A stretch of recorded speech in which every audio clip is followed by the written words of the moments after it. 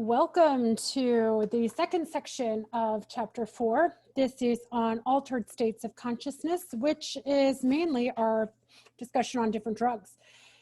The reason why I like to spend some time going over the different types of drugs is because I think sometimes you get the wrong information. Just get the wrong information or bad information or incomplete information. And I want to give you the information in a way that allows you to make the best decision for you. And so, I've researched with various different drugs, including cocaine and heroin. I have tried different drugs like nicotine and caffeine, and I've read about a lot of different drugs like LSD and various hallucinogens. So I like to give you, just really an overview of all of these different types of drugs and how they affect your brain in different ways. And then I also usually ask everyone for any of the newer versions of drugs that maybe I am not aware of. And so I have included a couple extra slides on things that have just been in topic, that I've just seen pop up and heard about in different ways. And so I like to include that information just so if you're offered something, I want you to know what it is, what it has the potential to do, and whether or not you should take it. Not all drugs are created equal. So, obviously there are certain drugs that are more tolerable to your body than others. And it doesn't necessarily, it's not necessarily based on the drug classification system according to the United States, so, or the FDA. So let's begin by talking just a little bit about what psychoactive drugs are.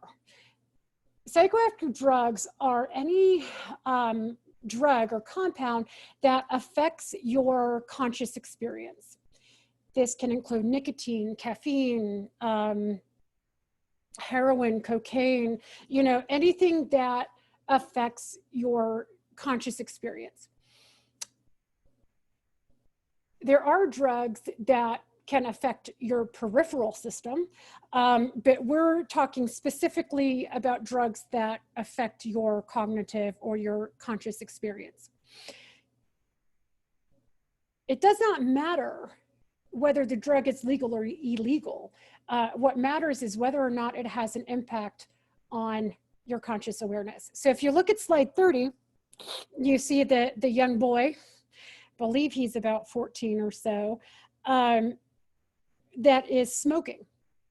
And this is a psychoactive substance. Nicotine is a psychoactive substance.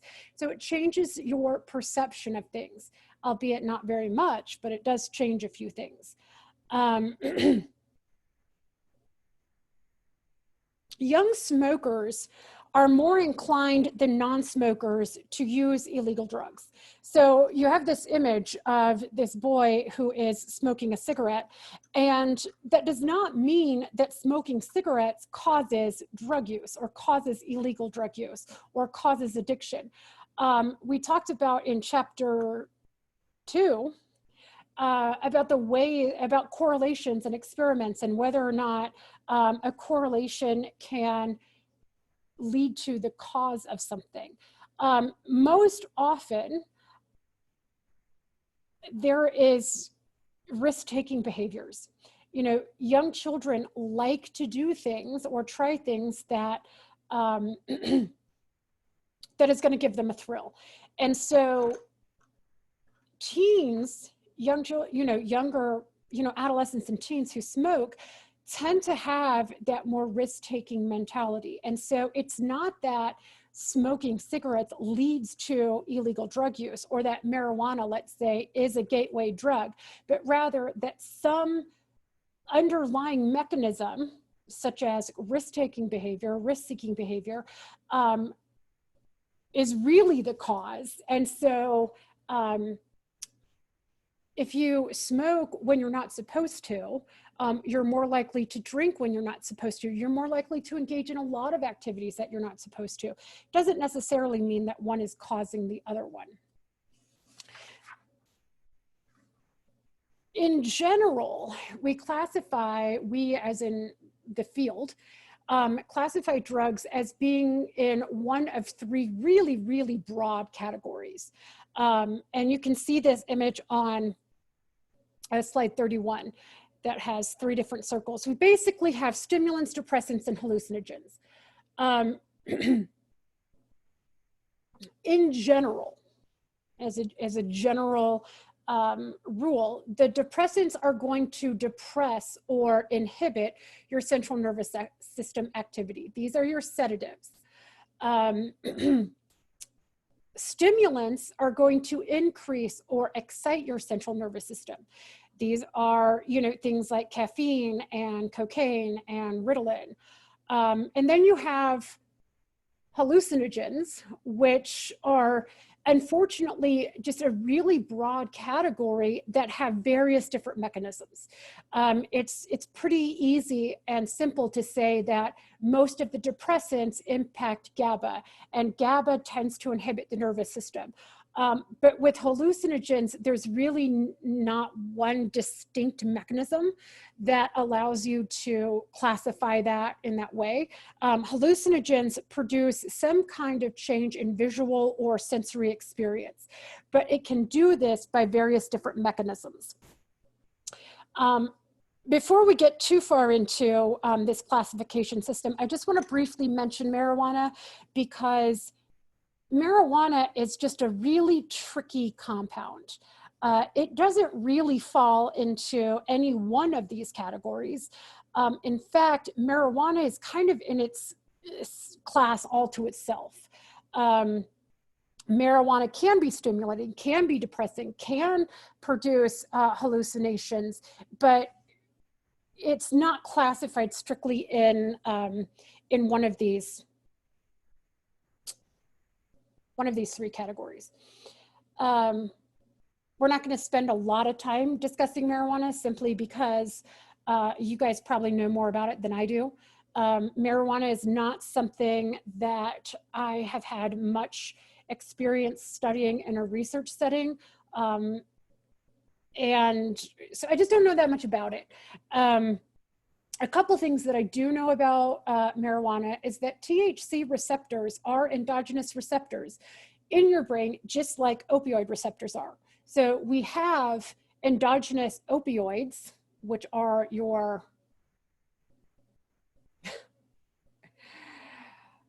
what am I thinking of? Oh, geez. Endorphins.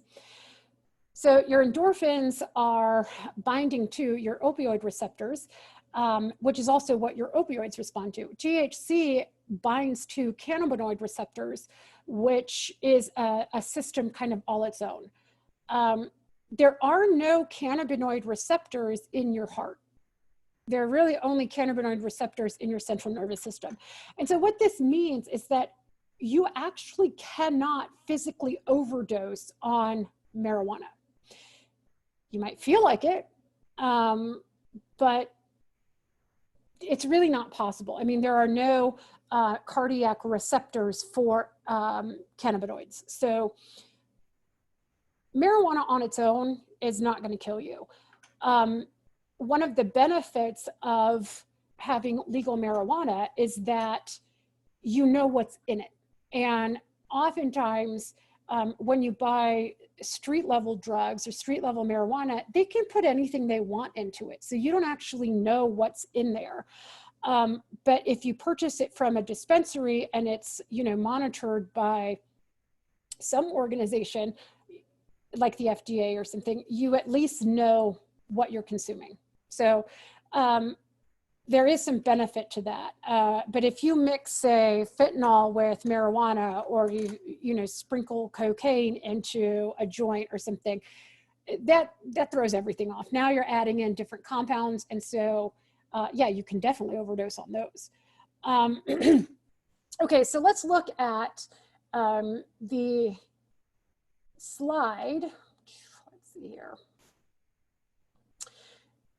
that has these three classifications. So, you know, your stimulants, you have, you know, your psychomotor stimulants, including your amphetamines, cat, if you have ever heard of that, Ritalin, cocaine. You also have caffeine, a couple other different types. Nicotine is in there. For your hallucinogens, they tend to be kind of divided into psychedelics and dissociative hallucinogens. Psychedelics can give you more visual sensory experiences, whereas the dissociative psychedelics can really alter your conscious in a way that makes it seem like you're not quite yourself. So if you're in a dissociative state, you don't feel like you're in reality, versus people who are high on, say, LSD, are generally fairly in touch with reality. They just are experiencing sensations and sensory experiences that are different than what is really there. So we're going to start, oh, and then sorry, the depressants, which is where we're going to start. The depressants include your hypnotics and tranquilizers, as well as your narcotic analgesics like opioids. Again, there is some overlap. These drugs are primarily classified based on their principal mechanism of action. Amphetamines, their principal mechanism of action is as a stimulant, but you can also get hallucinations. You know, for MDMA or ecstasy, that principal method of action is as a hallucinogen, but ecstasy also has a stimulant. So they really kind of are classified based on their primary method of action. So let's start with our depressants. I go up here. This is slide 32 on the chapter 4 PowerPoint. Depressants traditionally are thought of as barbiturates and your benzodiazepines. Many of you are probably not very familiar with barbiturates because they are a little bit outdated. They have been mostly replaced with the benzodiazepines. Barbiturates are, let's see here. It would be hard for me to even come up with a barbiturate that you would even be aware of. These are substances that were predominantly used in the 60s and 70s and really are not used much at all today. It's something like pentobarbital, amibarbital, butabarbital, secabarbital. Again, these are the generic names, but for the most part, they're just not used anymore because they tended to be a little bit too strong, a little bit too powerful for what they were designed to do. If you think back to the institutionalization of the mentally ill in the 60s and 70s, and you had people who just had glazed over look in their eyes, you know, maybe are drooling or something, and they seem completely out of it, was usually because of elevated levels of barbiturates. They're just not very effective. They're good at sedating, but they're not very effective in terms of allowing people to remain some level of functioning. So they have been replaced with the benzodiazepines, which are much more user-friendly. They do not cause you to be quite so sedated as the barbiturates. Some of your benzodiazepines include sleep medications like Ambien, Xanax, any of the kind of sedating, calming medications nowadays. So your common benzodiazepines are compounds like Xanax or alprazolam, it's the generic name, Valium or diazepam, which is the generic name, or lorazepam, trade name, Ativan. These are all benzodiazepines that lead to an increase in GABA, and that increase in GABA calms down your central nervous system. Other types of depressants, again, these are compounds that are going to slow down or inhibit central nervous system activity. So your opioids and your opiates fall into this category as well. They slow down or inhibit the transmission of the pain signal up to your central nervous system. The main difference between an opiate and an opioid has a D. Opioids are natural substances. These are compounds that are derived from opium, from the opium plant. At some point, they have seen the sunlight, for instance. Opiates with a T, these are substances that are either semi-synthetic or completely synthetic. They are manufactured in a laboratory. They've never seen the sunlight. So opioids, something like heroin, comes from the opium plant, versus something like fentanyl is manufactured. Or what was I thinking of? There was another opiate recently, but I'll think of it here in a second. So the opiates are manufactured. They're not compounds that are normally found in nature. And then also probably the most common depressant that's used by most people is alcohol. Alcohol leads to an increase in GABA, which leads to a decrease or calming down of the central nervous system. One thing that's really interesting, and I think it's worth mentioning, is that with our opioid crisis going on in America, there are a couple reasons for this crisis. The first is that when OxyContin came out, which was a opiate, when it came out, it was marketed as a non-addictive pain relieving substance. And the pharmaceutical companies were really encouraging a lot of people with chronic pain to take this new OxyContin because it's not as addicting or habit forming as, say, morphine.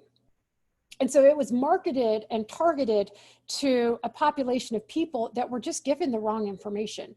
And the pharmaceutical company that initially released oxycodone, I'm not sure exactly what they are, but anyway, the company that released that and really falsified the data, it was done to increase sales, and it was just inaccurate. And so they were fined like $600 million or something like that, because it was just misinformed. People were just given bad information. And so they were taking tremendous amounts of these painkillers because it is effective, not realizing the potential harm that could happen with extended, prolonged use.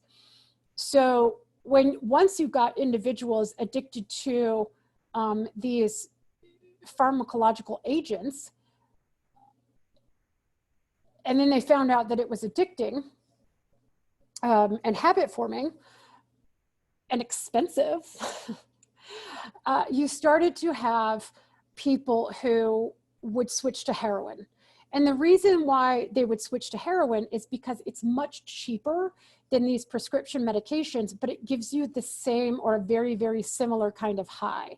So it was an alternative to the medication that they were taking. And it's more affordable and it's cheaper and it's easier to get in some places. And so as of right now, I mean, most of our heroin users are addicted not because they tried heroin, but because they were taking these prescription painkillers that were causing them to be addicted. And then when they exhausted those resources, they had to find something else. And so that something else was heroin. You know, morphine is, was one of our, most powerful pain relieving medications that we could give people. Morphine, used to be extremely powerful and extremely effective. Heroin is 3 times as powerful as morphine. So if you are addicted to morphine, or if you are addicted to painkillers, you could be spending a tremendous amount of money to try to get those resources to get the medication that you're addicted to, when you can really just turn to heroin and get a similar high for a fraction of the cost. So that is why there's been this, increase in heroin usage. Is not because anyone wanted to become addicted to heroin. And in fact, I think if you asked any heroin addict, they would say they never thought it could happen to them. The problem with addiction is that it doesn't matter. You become so dependent that you don't know what you would do in those situations. So very, very dangerous. If you look at slide 33, you can see that normally you drink alcohol, or normally without any substances, without anything, your brain is going to release GABA, and GABA is going to help calm you down, help alleviate stress in a fight or flight situation. And so your body's going to naturally release GABA to inhibit activity. Then you take alcohol. So now you have the normal GABA release with the release that you get when you consume alcohol. So now you have, potentially twice as much. You add in a barbiturate or a benzodiazepine or a painkiller on top of that. Now you have the normal GABA activity, the normal alcohol activity, the normal GABA activity as a result of alcohol. Then you're going to have the third level of GABA activity with the benzodiazepine. And all of a sudden, without you even realizing it, you've taken multiple drugs that are all impacting GABA. They're all impacting the same neurotransmitter, and they have a cumulative buildup effect. And many of the drug overdoses, and I believe I have a list of them at the very end of this particular slideshow, should look like, have a picture of a bunch of images. Many of these drug overdoses are caused by too much GABA release. So if you take Prince, for instance, Prince was was found to have codeine is what he was buying. He was addicted to Vicodin, not codeine, Vicodin, which is a powerful painkiller that releases a lot of GABA. And he took what he thought was Vicodin, ended up being fentanyl. Fentanyl is much more powerful, caused the release of too much GABA, and so he died. Michael Jackson, propofol, which is a sleep medication anesthesia that will put you to sleep. It's incredibly effective. But you have propofol in combination with benzodiazepines that he had been prescribed, and now you just have way too much GABA activity. Heath Ledger, too much GABA and benzodiazepines. Philip Seymour Hoffman, too much GABA. Amy Winehouse, alcohol poisoning. Ada Nicole Smith, same thing. Let's see here. Let's see, Jimi Hendrix died of a barbiturate intoxication. Corey Monteith from Glee, that is a mix of, he had heroin and alcohol. Again, both of them releasing too much GABA.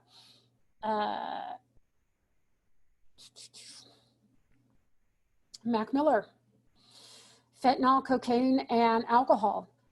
Too much inhibition, too much GABA being released. Marilyn Monroe died of a barbiturate overdose. Jackson Odell from the Goldbergs died from heroin and cocaine.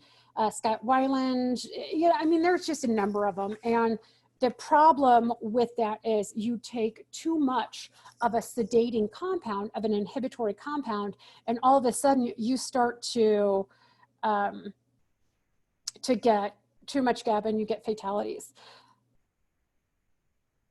Just to give you an example, in 2009, which again, that's 10 years ago, so this is dated data, but in 2009 alone, there were about 500,000 overdoses from alcohol and barbiturates and benzodiazepines.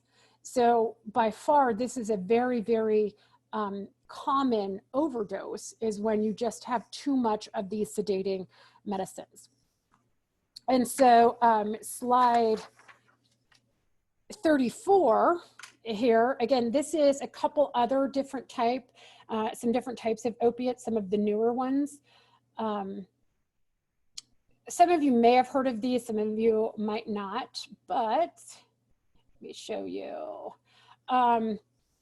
U47700, this is also, I think, sometimes called pink or the pink pill. What it is it is an opioid agonist, meaning it's going to act just like all the other opioids. It is frequently added in with some other opiate. So kind of as an added bonus, you can get morphine with some of this U477 added into it. It's never actually been tested on humans, so I don't know how effective it is at alleviating pain. I mean, it's not a medication, but sometimes you'll find that people are pushing this as if it has an effect, as if it's been tested. It has not been tested. Opana is a synthetic opiate that was created to be this kind of powerhouse painkiller.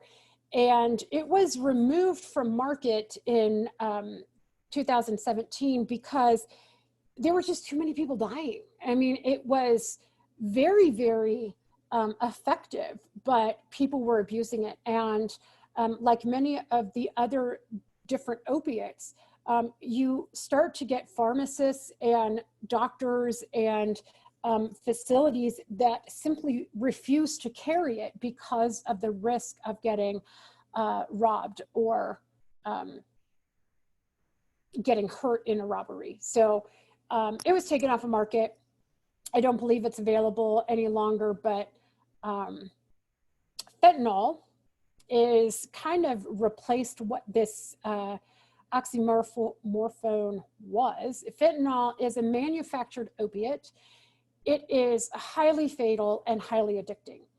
Fentanyl was developed to treat people who had severe chronic pain, people who had third-degree burns over most of their body, people who were in late stages of organ failure, people who had, you know, these really, really horrific, painful accidents.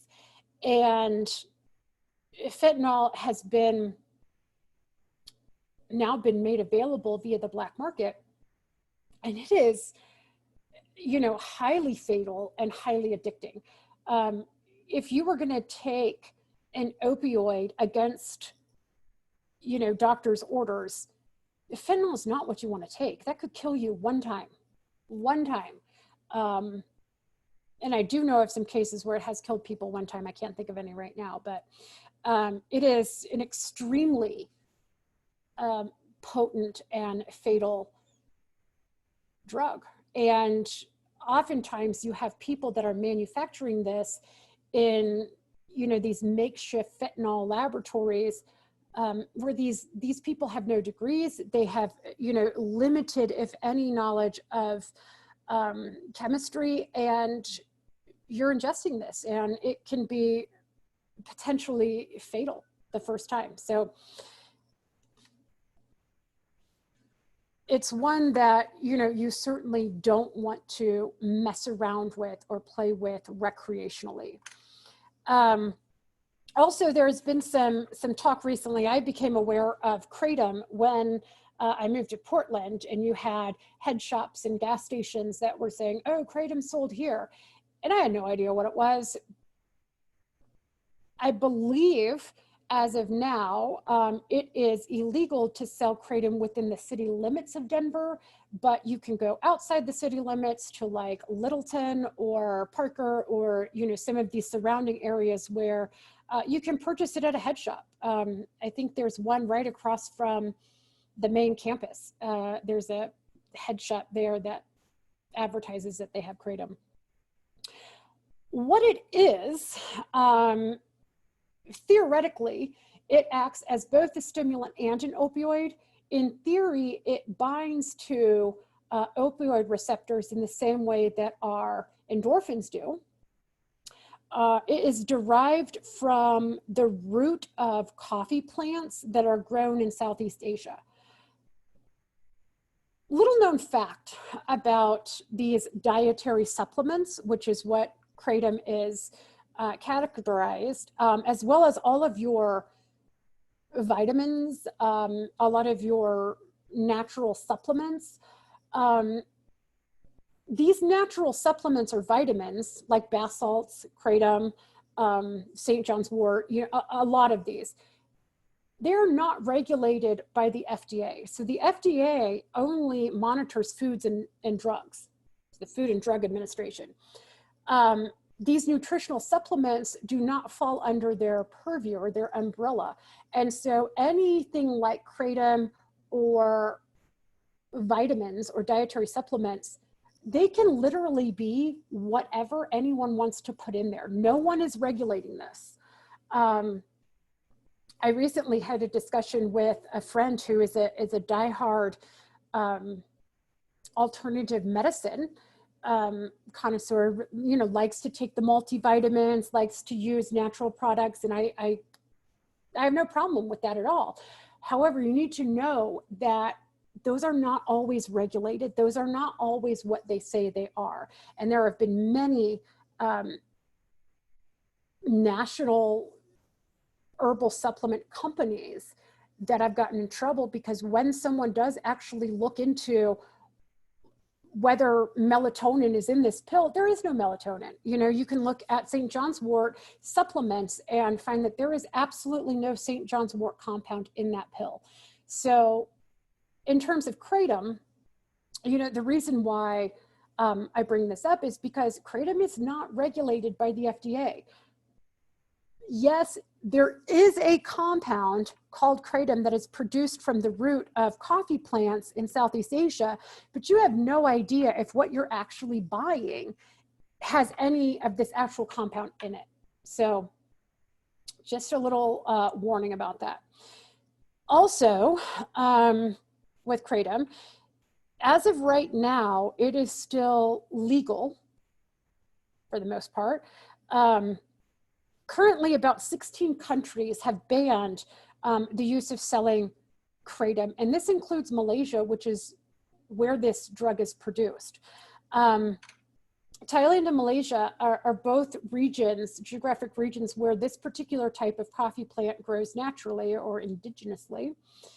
And if you compare the concentration of the active ingredient in Malaysia, you can have about 12% coming from the root of a particular coffee plant.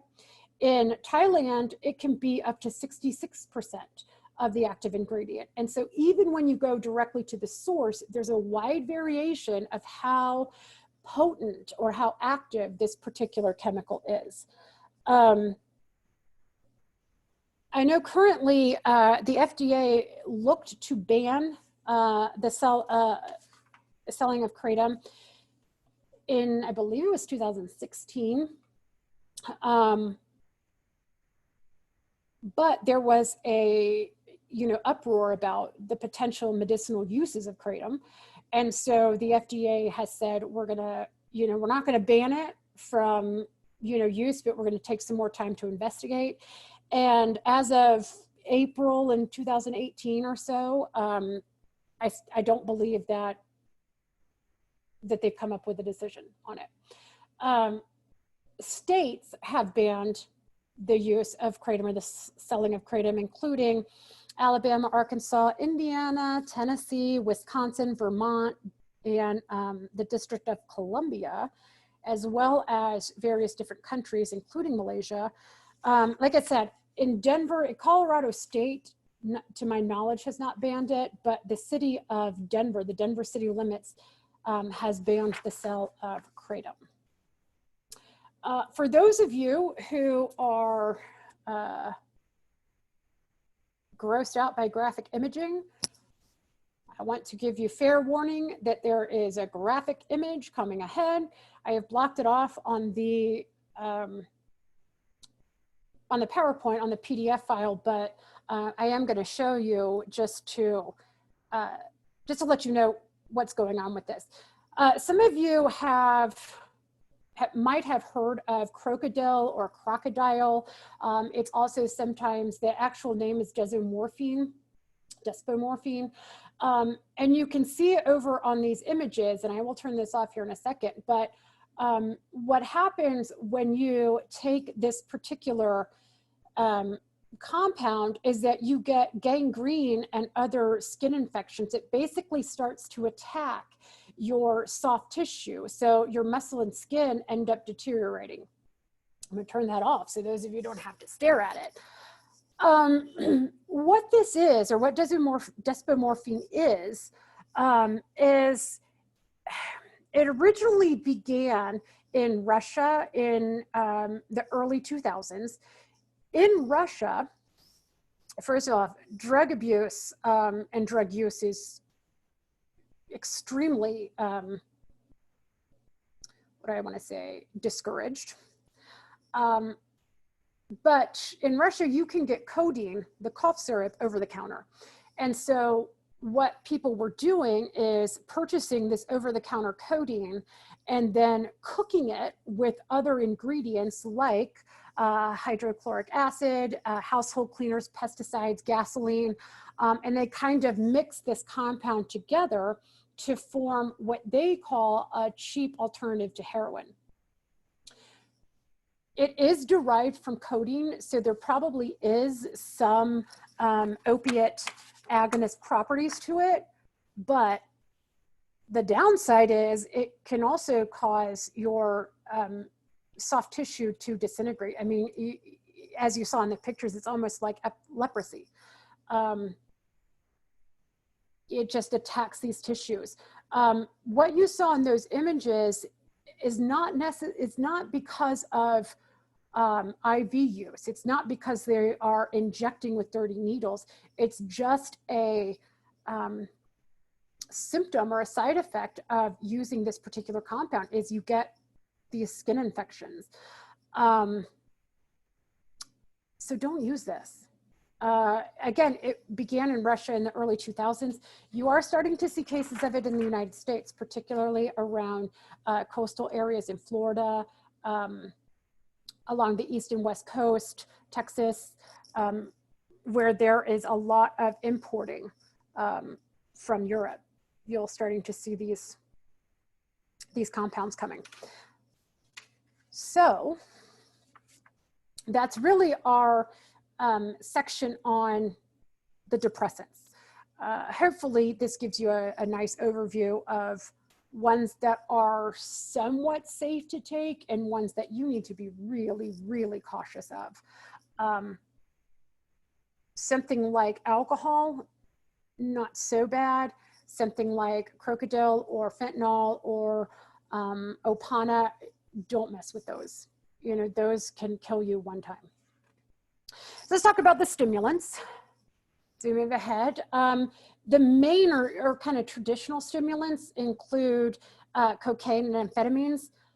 Again, cocaine does act as an anesthetic, and so you can use cocaine or cocaine derivatives in medical practice. For example, lidocaine is a synthetic compound derived from cocaine. There are some cases, some instances where some dentists might use cocaine in a dental procedure, but mostly no.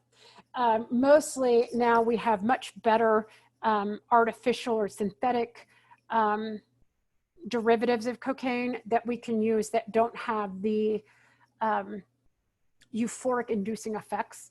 And so they're not used very often, but you might see it from time to time.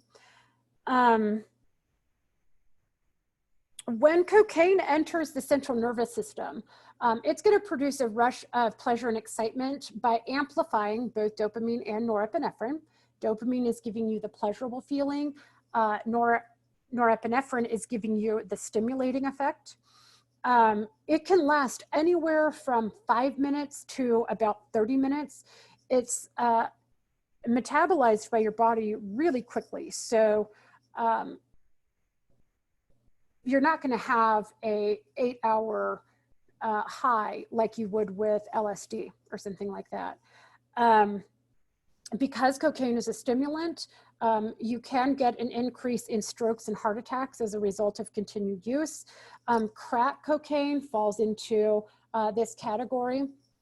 Crack cocaine is an ultra potent, ultra cheap crystallized form of cocaine.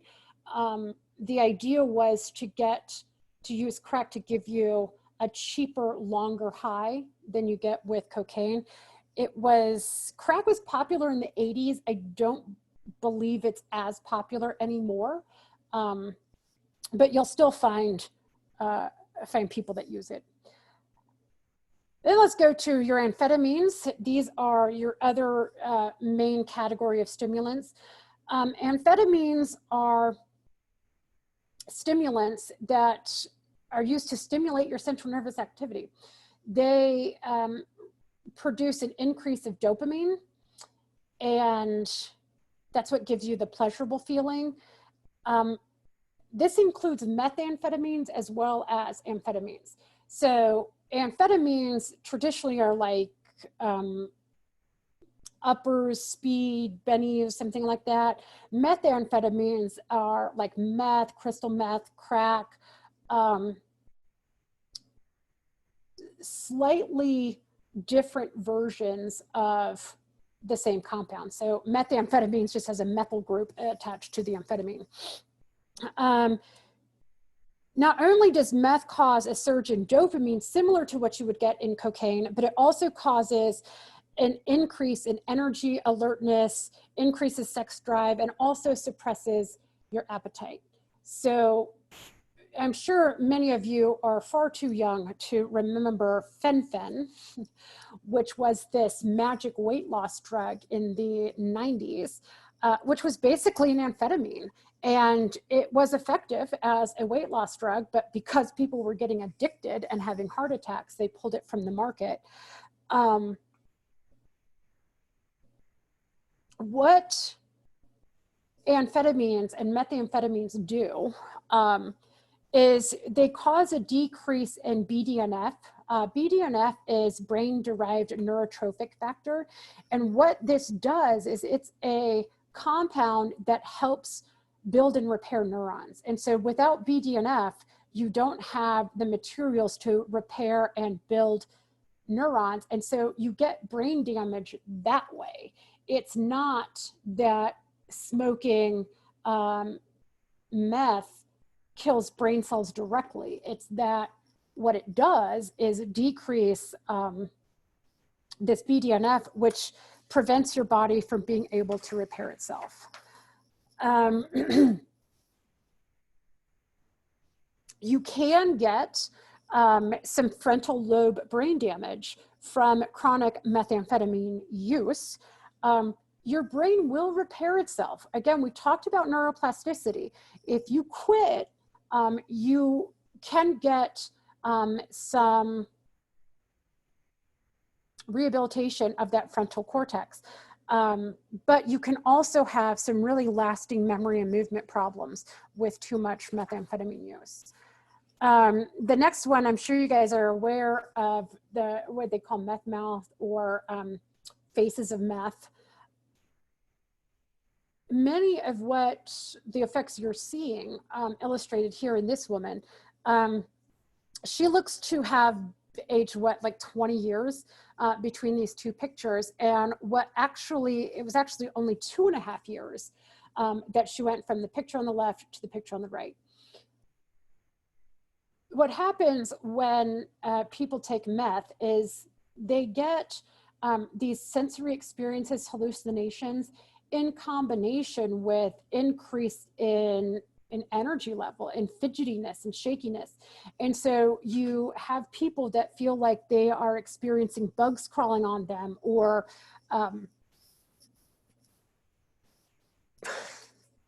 don't know how else to say it, but sensations that they are trying to get rid of. And as a result, they end up kind of picking at their face, picking at their skin, picking at different areas. And you get a physical decline similar to what you see in the image here. Meth mouth, methamphetamines actually do have a deteriorating quality on your teeth and your tooth enamel and structure. So the meth mouth that you see is really from direct methamphetamine use. All the rest of this that's happening is really a side effect or an indirect effect of methamphetamines, because when you give people a lot of energy with these sensory experiences, they're going to start to mess with their bodies. And add that with the fact that most of them aren't taking care of their personal hygiene, they aren't eating right, they're living in situations that become increasingly more dire every year, and you get this deterioration pretty quickly. Other more probably well-known stimulants are caffeine and tobacco. So caffeine, when consumed, blocks the neurotransmitter adenosine. Adenosine normally acts like GABA. In normal circumstances, adenosine kind of inhibits central nervous system activity. And so when you take caffeine, you get rid of the molecule or the compound that's muffling that activity. And so you feel more alert and more awake.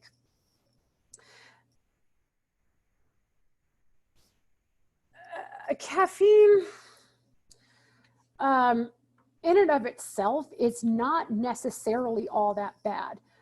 Do you build a tolerance for it? Yes. Can you become dependent on it? Yes. Can it kill you? Yes. But for most people like myself, I mean, I have a cup of coffee every morning. I don't really mind being addicted to it. It's readily available. It makes me feel better. There's, as long as I keep it in moderation, it's not really that bad.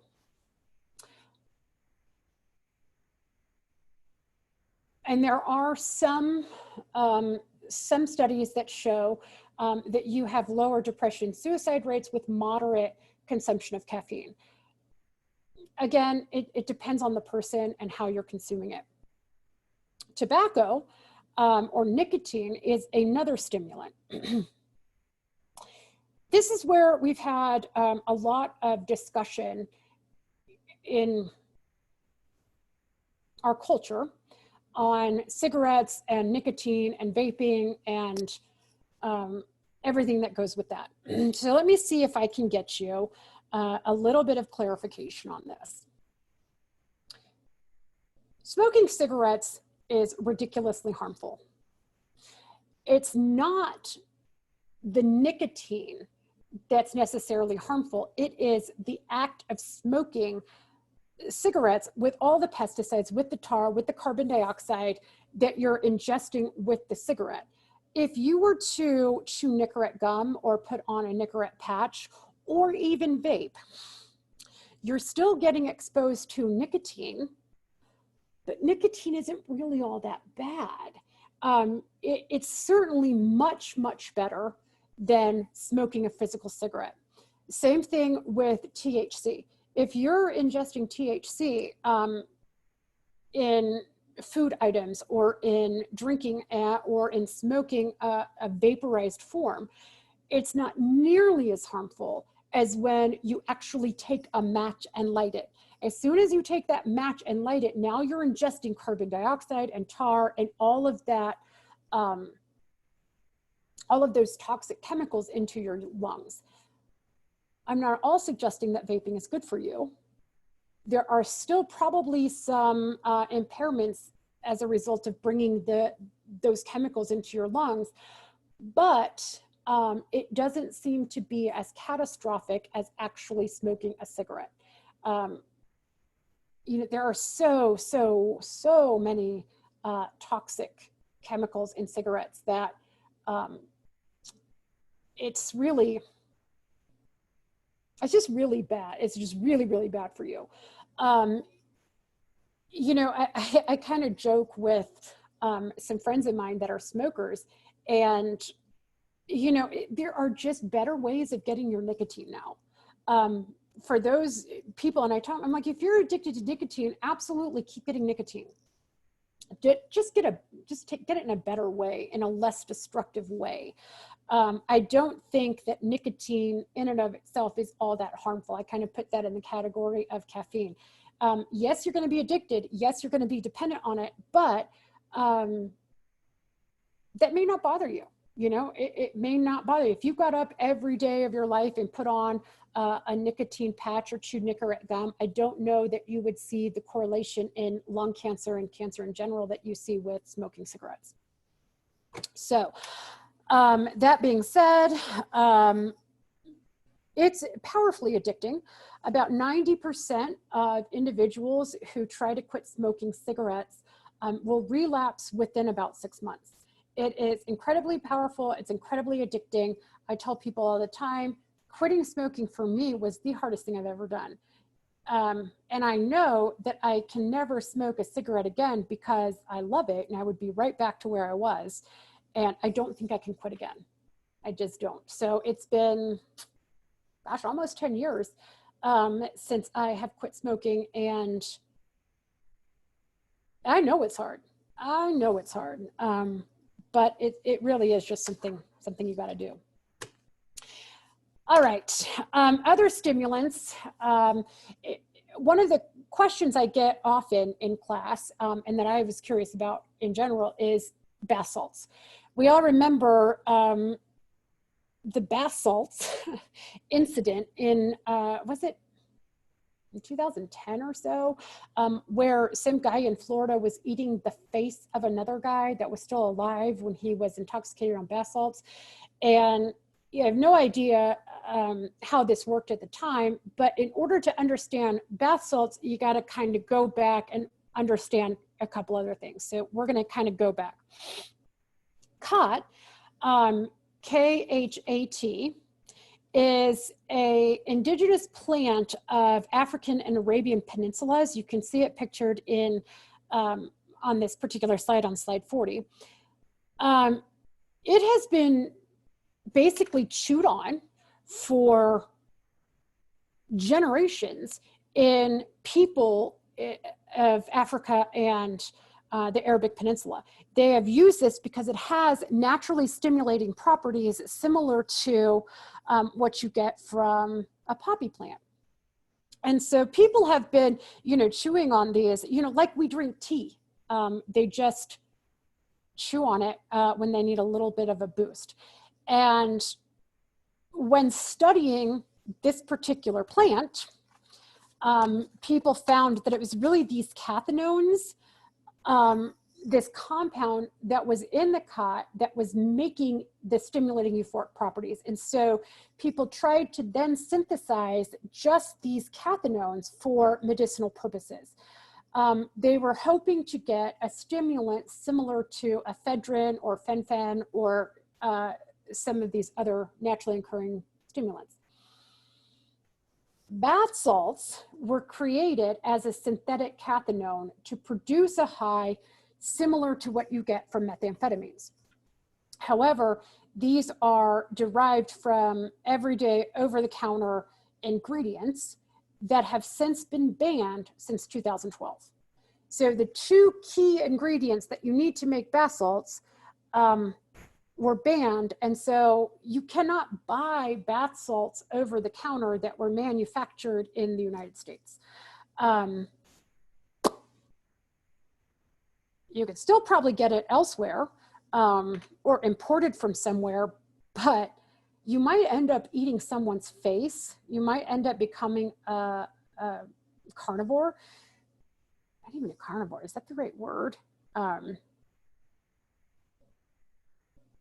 Yeah, when you eat yourself, you eat your own species. You don't want to mess with these. Don't mess with these. You know, if you go to Africa or the Arabian Peninsula and you have the opportunity to chew on the natural plant, okay, whatever. These synthesized materials, again, part of it is that they're not studied. They're not really made for human use. The other part is you don't know that you're actually getting what you think you're getting. You think you're buying bath salts. What you're really getting is gasoline and fentanyl. They're not regulated. They're not manufactured in the US. And so you really have no idea what you're going to get. Okay. Those are the majority of the stimulants that I am aware of. Let's talk now get into the hallucinogens. Hallucinogens are a group of psychoactive drugs that can produce some kind of sensory hallucination, whether that's auditory, visual, or kinesthetic. Again, hallucinogens can work on many different neurotransmitter systems in many different brain areas. There's no one, neurotransmitter that gets affected. LSD, or lysergic acid diethylamide, I don't know, lysergic acid, LSD.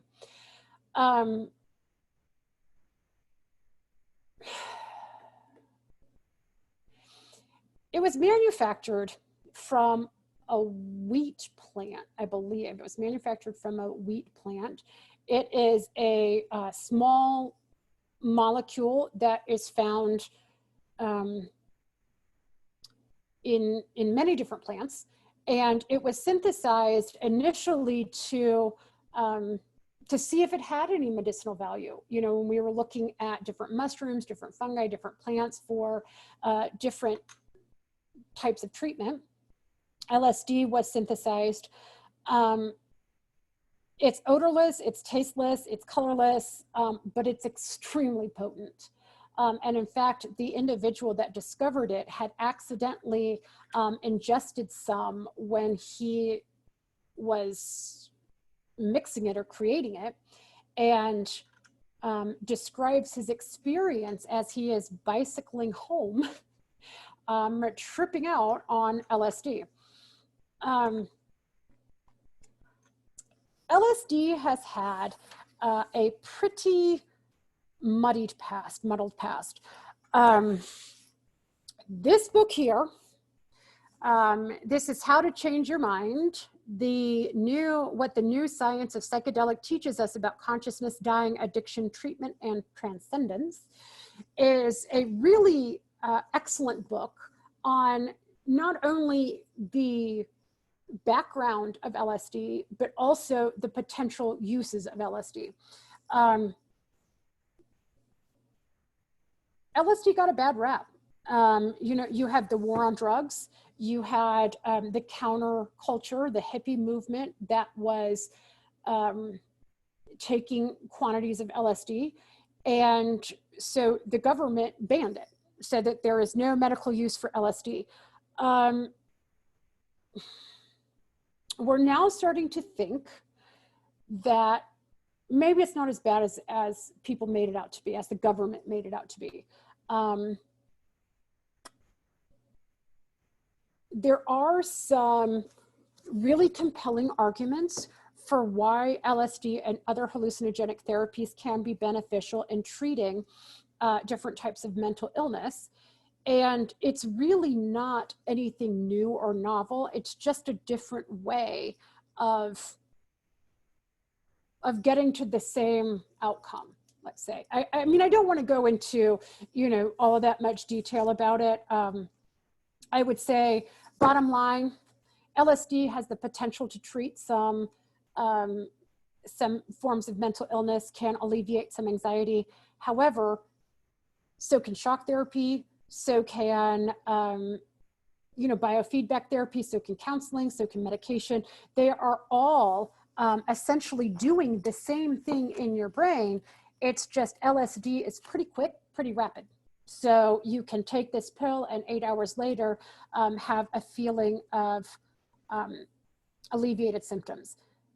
That being said, the main thing that researchers advise on using LSD therapy or even microdosing or some of these kind of newer terms using psychedelics is that the set and the setting is especially important.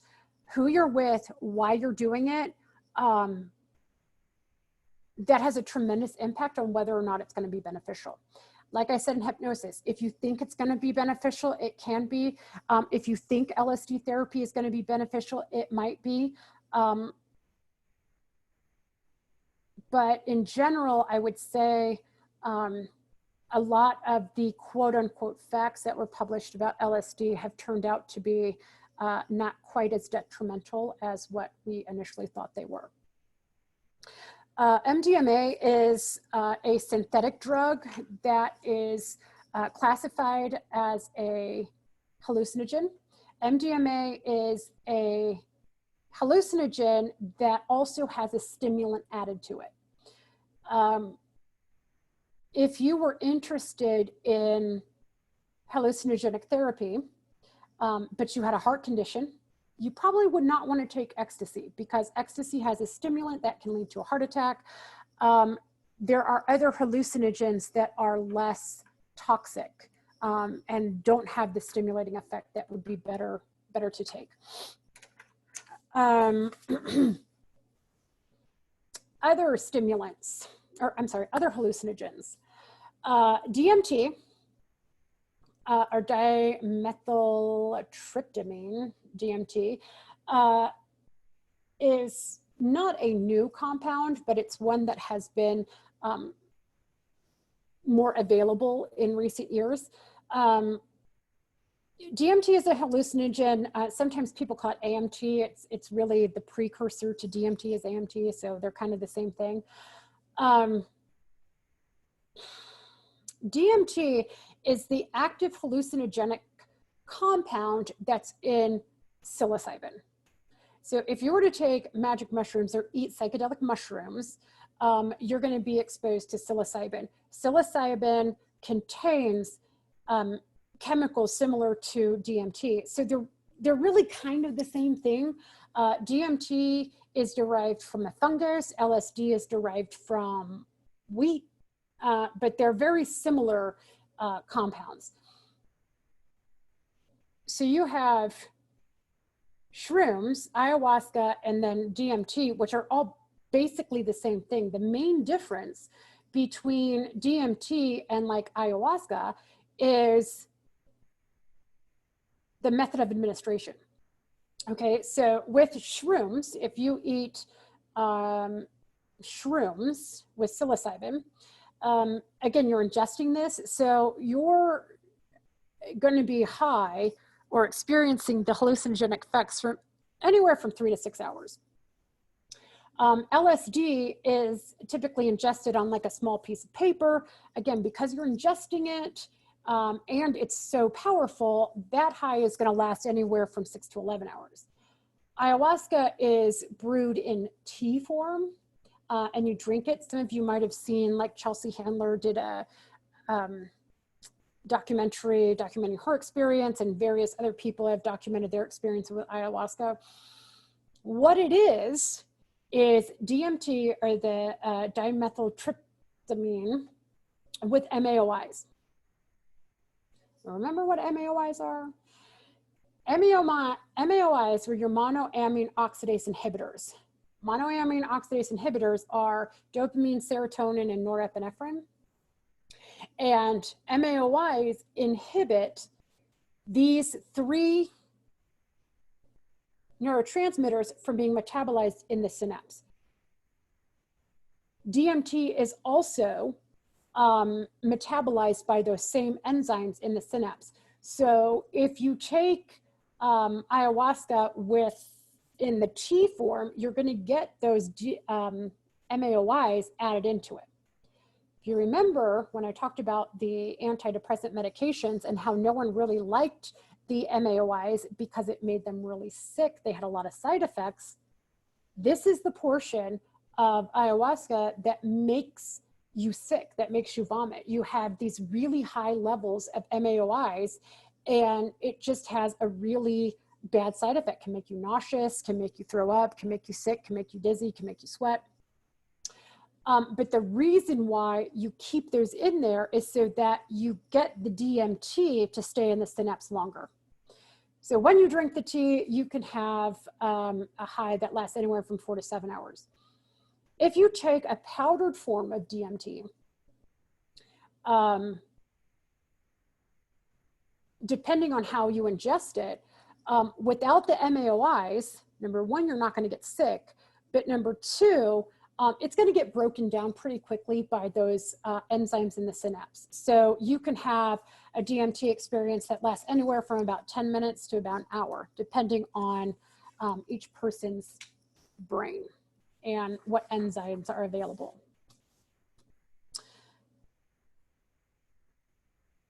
So many of these hallucinogens, I guess what I'm trying to say is that they're all very, very similar. They're all derived from these compounds found naturally occurring. You know, if you've taken DMT, you probably don't need to take LSD. If you take an LSD, you probably don't need to take ayahuasca. They're probably going to be really similar. Like I said, ecstasy is going to be slightly different because you're going to have that stimulating property to it. Another hallucinogen that is sometimes discussed is ketamine. Ketamine, sometimes referred to as Special K in street terms. It is an NMDA antagonist. Basically what that means is it's a glutamate antagonist. Remember, I said you don't really want to mess with glutamate because it's in 90% of your synapses. Ketamine, because of that, is extremely dangerous because it is a glutamate antagonist. It can start to inhibit all of your excitatory synapses. It produces a dissociative hallucinogenic state, but it does not prevent you from moving, okay? So ketamine is used usually in conjunction with, say, something like xylazine. Xylazine is a compound that makes you temporarily paralyzed.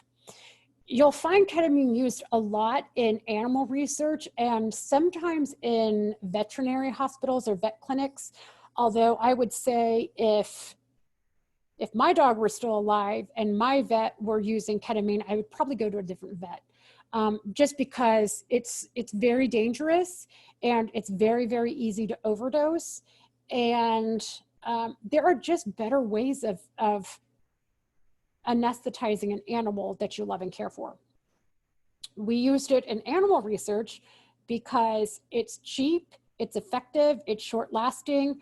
And we were not as emotionally attached to our research animals as we were to our pets. Again, not that we were deliberately killing them, but we didn't have to spend a ton of money using some of the better anesthesias like propofol because these were research animals. Propofol was traded, it was a trade name and it's expensive. In our research animals, I will tell you that when we did surgeries on them, we implanted electrodes, we implanted jugular catheters, we did various types of procedures, but the most dangerous part was administering the ketamine because it is so easy to overdose accidentally. And that's with weighing it out, with giving the proper dosage, it still can be very, very toxic. Same for people. So it's effective on like anesthetizing like a horse, but it's not used much outside of research purposes. It's a hallucinogen. Like I said, you usually give it so that your patient or your animal is not aware of what's going on. You add a little bit of xylazine to prevent them from moving. So not only are they aware of what's going on, but also they can't move even if they wanted to. So I usually add both. The last drug that I'm going to talk about is not very prevalent here in Colorado, because in Colorado, marijuana is legal. But in other regions where marijuana is still legal, you can see people who are smoking, sometimes it's called K2, sometimes it's called spice. This is basically just a synthetic marijuana that's produced by mixing herbs and spices and shredded plants and chemicals together to give you some kind of a altered conscious experience. You can see here in this video, I should have the sound off. Okay, but when I lived in Indiana, I'm actually sitting at my desk looking out the window, and it was just the trifecta of having a small alleyway that's closed off on 3 sides, that's right next to the men's homeless shelter. And so all day long, I would see these individuals that would smoke this, and then they'd sit there just like this guy is doing, kind of tweaking out a little bit. The idea is for it to mimic marijuana. It was also created so that individuals on probation wouldn't test positive for a drug test. For those of you getting any ideas, they now have a spice or K2 test for it. So it's still now probably illegal. It reminded me, looking at it, of someone who did like whippets or something. It's just a brief kind of mental buzz for 5 or 10 minutes or so, and then they would just walk back to the homeless shelter. Again,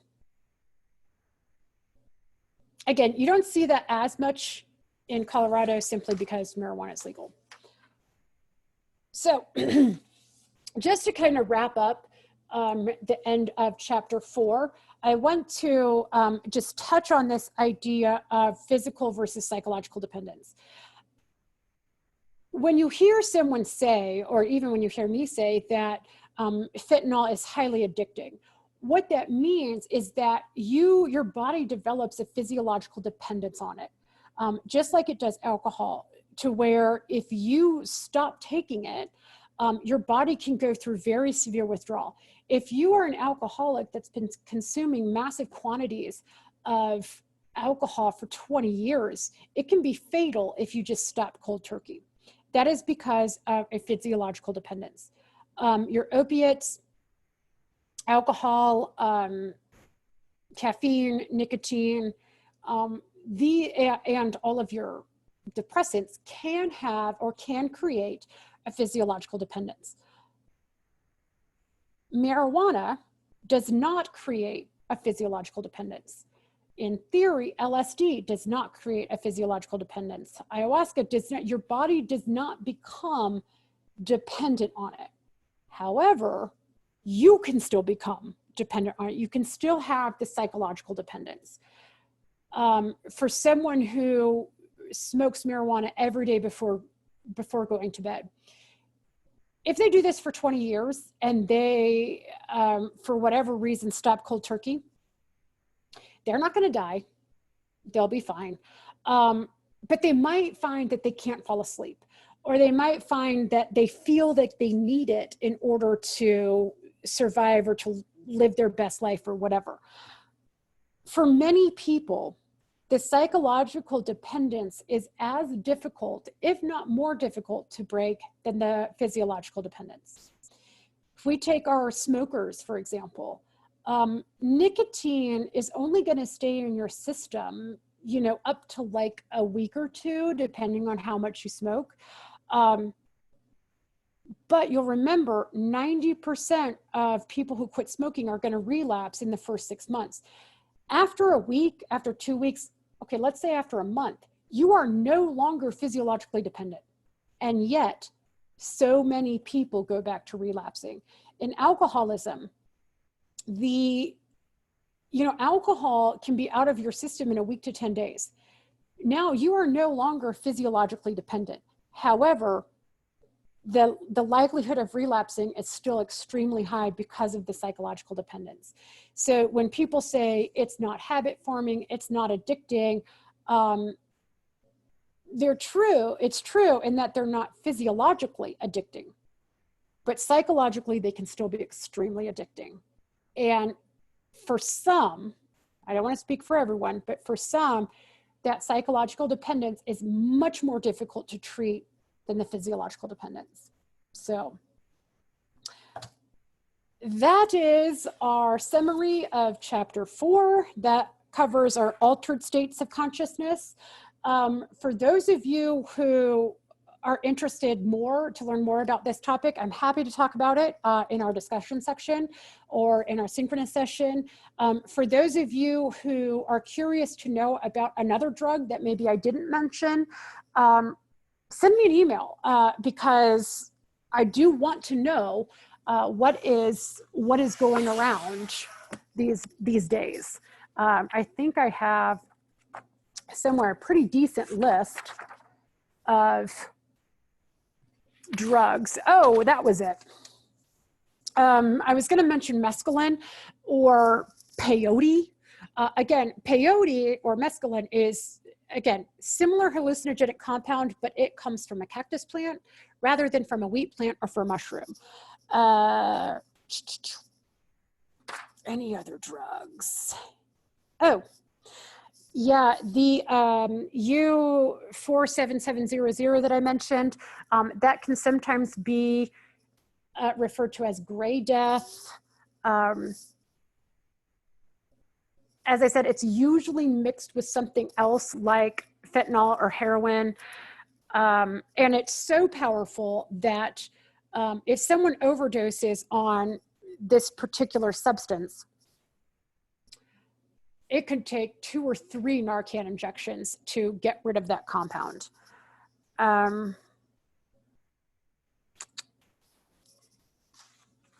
Okay, I think that's it. But if you have any questions, send me an email. Otherwise, I look forward to hearing your thoughts on the discussion.